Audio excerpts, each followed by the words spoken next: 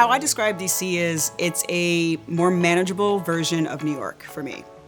Everyone sort of welcomes your personality, no matter what that is. It's very inclusive, and I love that. I love the monuments. I love that they're just kind of hanging out in my backyard. And I can just go walk down the street and I can just walk around the monument. It's a very inspiring place to live. My name is Bianca Stacy. I'm a senior UX designer at Amazon.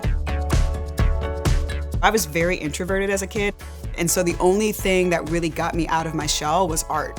After school, I was like one of the last kids in class still playing with Play-Doh. And my parents would be waiting outside to pick me up, and the teacher was like, she's almost done, it's okay.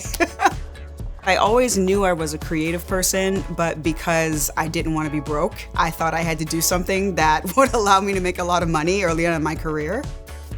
So I bounced around a bit. I was in finance for a little bit. I worked in the fashion industry.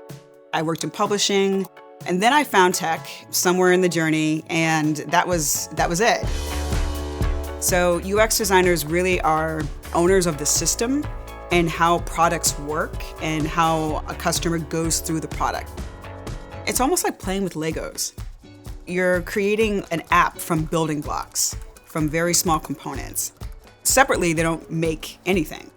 But when you put them all together, it creates the app so that people can navigate easily through this product or get what they need from the product. I am passionate about mentoring designers that are just out of school.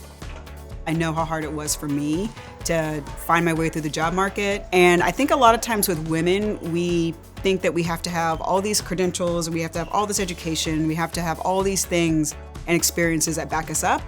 So I try to coach younger women through that and sort of help them understand that that's really not the case. There is no barrier for you to get into tech. You just have to be willing to try to get in. I love helping them sort of rise to the occasion and just fulfill their potential. I tend to journal a lot, especially after work.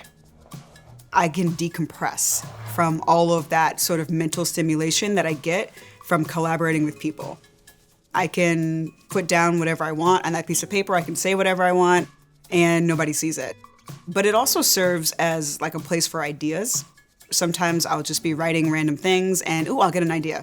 And then that idea, sort of I input that into my work life the next day sometimes, and it becomes like an app.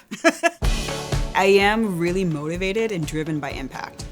I'm building something that people are actually going to be using. And it's quite a bit of people. It's not just 10 people, it's thousands of people.